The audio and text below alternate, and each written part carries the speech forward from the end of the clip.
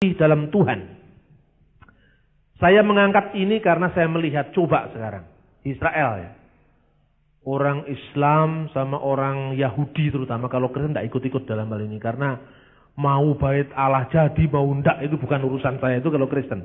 Tapi kalau orang Muslim berkepentingan dengan Yerusalem, khususnya Yerusalem Timur, orang Yahudi juga berkepentingan dengan Yerusalem Timur.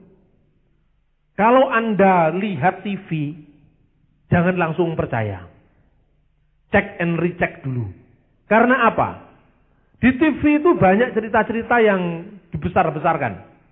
Contohnya, yang namanya Hamas itu bukan mewakili Palestina.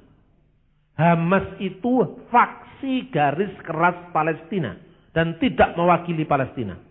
Apa sumpahnya Hamas? Sampai di anggaran dasarnya itu ada sumpah-sumpahnya. Ketika tentara salib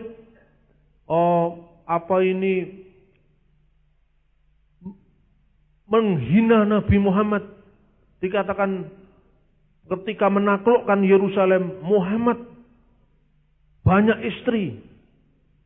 Yang seperti itu kok masuk anggaran dasar coba? Di Indonesia aja kalau anggaran dasar seperti itu dicoret kok di Indonesia itu.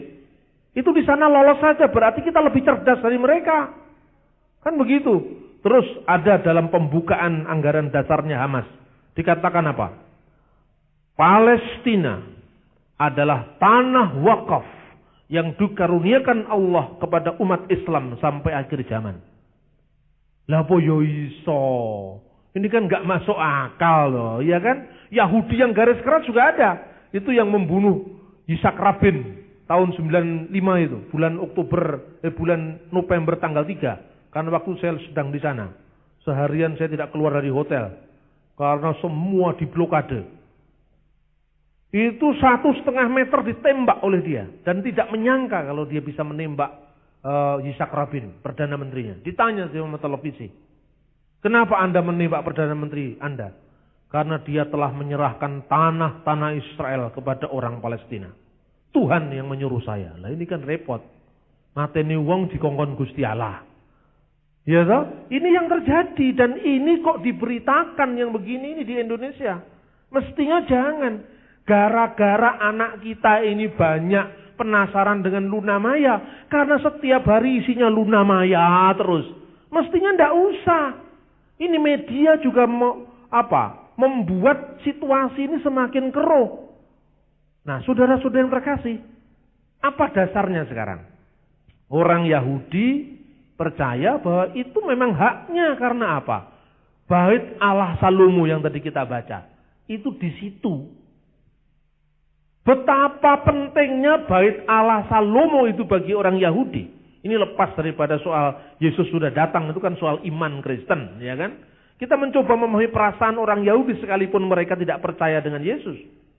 Bahwa bait Allah itu begitu sentralnya bagi orang Yahudi.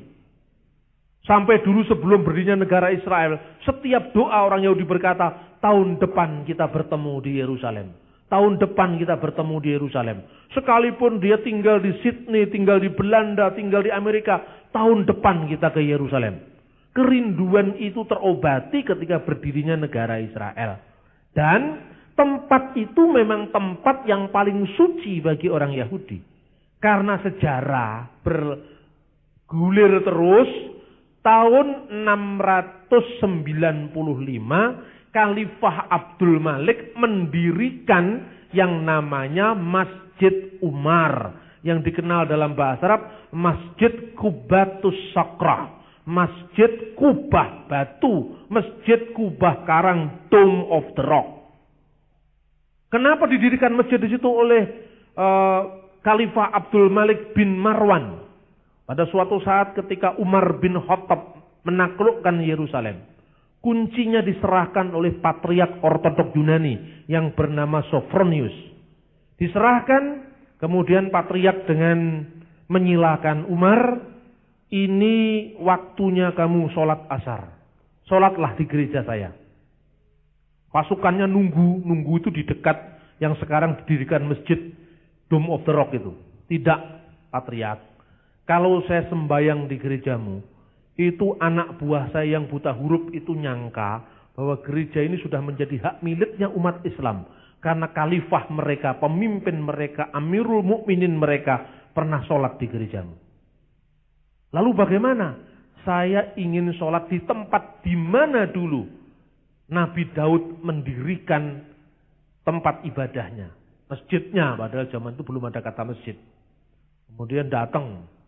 Di tempat inilah ditunjukkan yang namanya kubah karang. Tempat di mana Ibrahim pernah nyaris mengorbankan putranya Ishak. Di situ, itu faktanya ada di situ. Kalau soal Ismail itu kan penafsiran kemudian. Di Al-Quran juga tidak ada yang mengatakan Ismail. Di Al-Quran cuma mengatakan anak yang penyantun. Bigulamin halim. Lalu ditafsirkan Ismail. Ada hadis Nabi yang menafsirkan Ismail. Ada hadis Nabi yang mengatakan Ishak. Jadi ada dua riwayat. Di Indonesia kalau Anda ingin tahu riwayat Islam yang mendukung Ishak, Anda bisa membaca buku terbitan Toha Putra Semarang. Judulnya Keajaiban Jin. Itu ada bahwa yang nyaris dikorbankan Ishak bukan Ismail. Sehingga ini problem tafsir bagi orang Islam. Apapun artinya kemudian Umar sembayang di situ. Pada saat Khalifah Abdul Malik bin Marwan datang ke situ, tempat di sini dulu Umar sembayang. Dirikanlah masjid. Berarti itu Umar memang toleransi kepada orang Kristen kan waktu itu. Nah, sejak itu ada masjid sampai hari ini. Anaknya Abdul Malik bin Marwan yaitu Al-Walid bin Abdul Malik bin Marwan tahun 715 barulah mendirikan yang namanya Masjidil Aqsa di Yerusalem.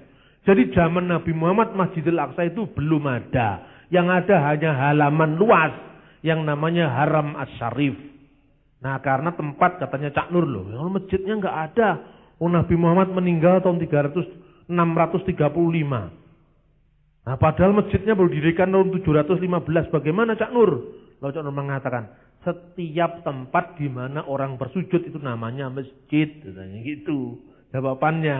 Nah, itu soal urusannya saudara-saudara Muslim. Saya hanya cerita kompleksitas Israel seperti apa. Kemudian setelah di situ sekarang kan ada dua masjid. Masjid Umar dengan Masjid Aqsa di situ. Di bawahnya itu tempat yang namanya Ruang Maha Kudus. Sejak tahun 1997 orang Israel menggali itu yang dikenal dengan terowongan Bait Allah. Sampai hari ini. Nah, berita yang datang di Indonesia, Israel menggali terowongan Bait Allah karena untuk menggoyahkan pondasi masjid. Apa ya seperti itu? Ini kan bahasa kecurigaan.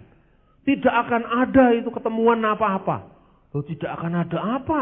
Di situ ditemukan kalau selama di tembok ratapan, Anda hanya melihat itu sisa-sisa tembok zamannya Yesus, zamannya Herodes. Sekarang batu-batu zaman Sulaiman itu ketemu. Itu ada prasastinya bahasa Ibrani di situ. Kemudian ada ini batu-batu zaman Herodes, ini batu-batu zaman Salomo. Salah satu batu yang ditemukan itu batu utuh yang menjadi pilar tembok itu, yang menjadi tembok itu beratnya 70 berapa? 500 ton beratnya. Itu batu utuh, caranya mengangkat itu ketemu sampai di sana jelas. Nah, jadi orang Israel mencari situsnya Bait Allah dengan arkeologi. Nah, sekarang bandingkan dengan apa itu pengkhotbah-pengkhotbah Muslim di Indonesia yang suka apa itu demo terus itu nggak ngerti-ngerti demo. Ceritanya apa? Bandingkan. Pada suatu hari Nabi Sulaiman alaihissalam ketemu dengan iring-iringan semut. Nah, ketika semut itu akan terinjak, semutnya mengatakan, "Ya Rasulullah, masa semut karo ngomong karo wong." Coba bayangkan, semut masa ngomong dengan Nabi Sulaiman, coba bayangkan. Ini sejarah apa dongeng? Orang Yahudi menggali sejarahnya dengan arkeologi, dengan temuan, dengan kriteria-kriteria sejarah. Sementara yang kelompok-kelompok satunya ini, kelompoknya Basu FCS ini yang jenggotnya 12 itu, dia mengatakan semut ngomong dengan Nabi. Coba bayangkan. Apakah ini bisa dijadikan fakta sejarah? Saya netral, karena orang Kristen tidak ada kaitannya dengan konflik ini. Bahkan Vatikan, Paus Yohanes Paulus II mengatakan, Yerusalem tidak boleh menjadi ibu kota Palestina. Yerusalem Timur juga tidak boleh menjadi ibu kota Israel.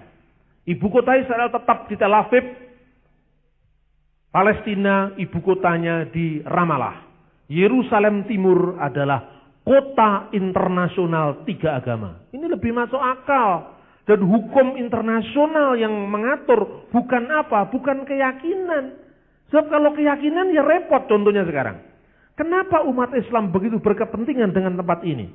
Karena di sini ada Masjid Umar. Nah Umar kan bukan nabi. Ayo sekarang.